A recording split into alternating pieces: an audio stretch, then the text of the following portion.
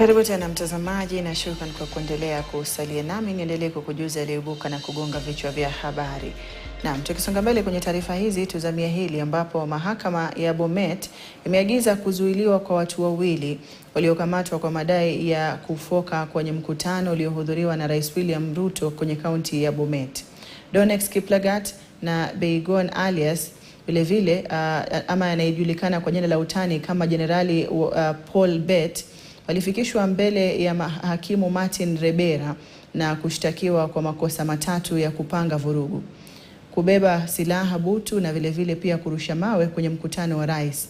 Mashtaka hayo wameyakana. Hakimu Rebera ametoa agizo la kuzuiliwa kwa wawili hao baada ya kiongozi wa upande wa mashtaka Eric Waweru kutaka mahakama hiyo kutowapa dhamana kwa madai kuwa wawili hao wako na uwezo wa kuharibu ushahidi.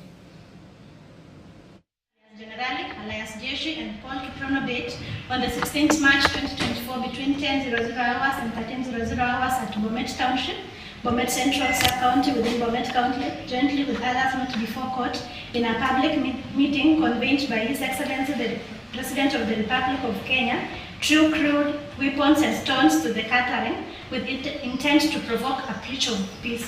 By no means is not something that I have to sit here and make a ruling. What I've given you is a procedure to enable me to go, reflect on the submissions, and deliver a ruling, okay? If you are not feeling well, we have the facilities, we'll be able to take you to hospital.